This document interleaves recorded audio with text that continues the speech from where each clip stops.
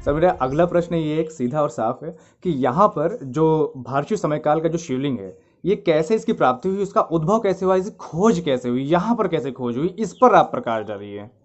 ये भार शिवकालीन शिवलिंग यहाँ पर अज्ञातवास में खड़ा हुआ था। चारों तरफ यहाँ भूड़ आप देख रहे हैं, जी जिसे जी। रेतीली जमीन कहते हैं, ऊंचे नीचे टीले हैं, और उसके बीच ये सुरक्षित खड़ा रहा। अगर इसकी प्रसिद्धि होती तो सबसे पहले जो मूर्ति भंजक थे, मूर्ति तोड़ने वाले थे, इसको तोड़ देते, लेकिन फिर भी इसको कुछ न कुछ क्षति पहुंचाई गई है, क्योंकि जो रास्ता हरदोई से सीधा सीतापुर जाता है, उससे 5 किलोमीटर 4 किलोमीटर की दूरी पर ही यह स्थान है। तो इसलिए ये सुरक्षित बना रहा। रही उसके बाद सरोवर, मनरेगा के अंतर्गत यहाँ पर तालाब खुदवाने की प्रधान गोविंद ने सोची कि यहाँ पर छोटा सा तालाब खुदवा दिया जाए, पानी की व्यवस्था हो जाए। उसी समय ये तालाब सरोवर निकल आया उसी स्थान पर जहाँ पर उन्होंने ये खुदाई शुरू की। तो उस समय नांगों की ये भारतीय सभ्यता जो है, यहाँ जमुनिया नहीं पूरे उत्तर भारत में विकसित थी। आप अहिछत्रा चले जाइए, वहाँ च्युतनांग का किला आपको मिलेगा। वहाँ पर शिवलिंग भी इससे बहुत मोटा है, लोग उसे बहुत ज़्यादा भ्रमित हैं। लोग कहते हैं ये भीम की गदा है। इतना मोटा शिवलिंग देख करके लोगों को पुरातत्व का ज्ञान नहीं है। तो अच्युतनांग हमारा राजा बरेली में था, और उसके बाद भवनांग हमारा कांतित में था, और गणपति नांग हमारा राजा ग्वालियर में था, पद्मावती नरेश थे। इस प्रकार हमारे नांग वंश के, भारसी वंश के कम से कम 13 राजा उत्तर भारत को कवर किए हुए थे, आच्छादित किए हुए थे, जिनकी सभ्यता और संस्कृति आज भी बोल रही है। नीमसार का जो यज्ञ किया गया, नीमसार में जो समानता की लौ जलाई गई, समानता का जो सबको अधिकार दिया गया, वो नीमसार में प्रारंभ हुआ। वो भारसीय लोगों ने किया है, और वो उसके जन्मदाता नांग हैं, भारसीय हैं, और आधुनिक आजकल के पासी हैं, यादव हैं, और जातियां हैं जो उस समय जुड़ी हुई थी हमारी इस भारतीय सभ्यता से। तो अभी तक हमने जाना भारतीय वंश का इतिहास क्या था और यहाँ कैसे इसकी प्राप्ति हुई।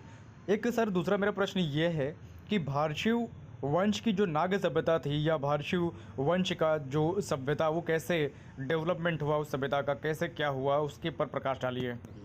ऐसा है जी। कि कोई भी सभ्यता विकसित करने के लिए जनता का सहयोग बहुत जरूरी होता है, और जनता का सहयोग तभी मिलता है जब जनता उस शासन व्यवस्था से खुश हो, प्रसन्न हो, और समृद्धशाली बने। तो भारतीयों ने जो सभ्यता विकसित की, उसका मूल उद्देश्य जनता को सुख देना था। ये भारतीय जो नाग वंश की शाखा बनी, वो उन लोगों ने कमंडल लेकर के शासन किया।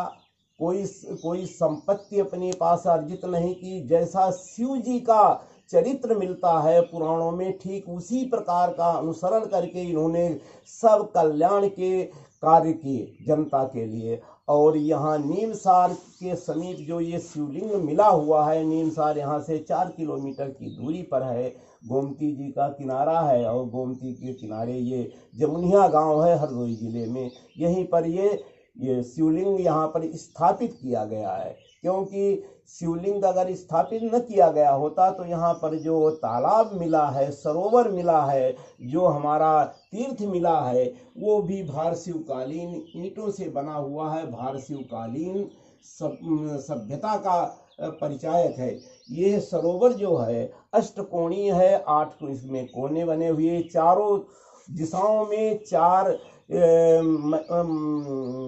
नारियों के लिए, महिलाओं के लिए स्नानागार गार भी बने हुए थे। उनके भी साबूत यहाँ पर, उनके भी साक्ष्य यहाँ पर मौजूद हैं।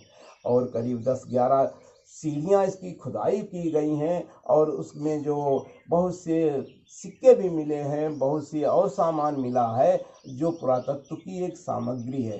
भारसियों, ये पासी बिरादरी जो है उस समय पासी बन गई। भारसियों से कैसे पासी बन गई? क्योंकि भारसियों लोगों को इस ऐतिहासिक पृष्ठभूमि से बाहर करने वाले गुप्ता लोग थे, समुद्रगुप्त थे। समुद्रगुप्त ने जब इनको अलग किया तो समुद्रगुप्त ने अपने लड़के चंद्रगुप्त विक्रमादित्य की शादी जो है भारशिव नरेश, सबसे सम्मानित, सबसे योग्य योद्धा और ब्राह्मी लिपि के परिष्कृत करने वाले गणपति नाग पद्मावती नरेश की लड़की कुबेर नागा से उनका विवाह हो गया। तो दोनों वंश आपस में मिल गए, एक तो गुप्ता डायनेस्टी वाले, दूसरे भारशिव से निकले हुए जो आदमी थे वो सब उसमें दंड पासिक में भर्ती होकर के वो लोग आंतरिक सुरक्षा की जिम्मेदारी पूरी अपने ऊपर ले ली। यही दंड माने लाठी होता है, पास माने रस्सी होता है। यही दंड पासिक व्यवस्था आगे चल करके 300-400 वर्ष तक ये गुप्ता डायनेस्टी रही। उसके बाद दूसरे राजवंश वाकाटक आए और अन्य वंश आए, वहाँ भी यह व्यवस्था लागू रही और धीरे धीरे यही दंडपासिक लोग राजपासी हो गए। राजपासी से आजकल तो ये पासी लिखे जाते हैं और साथ में ताड़माली भी इनके नाम जुड़ा हुआ है। इस प्रकार पासी जो है नागवंश से निकलकर भारशिव, भारशिव से निकल करके दंडपासिक और दंडपासिक से निकल करके राजपासी, अब पासी है।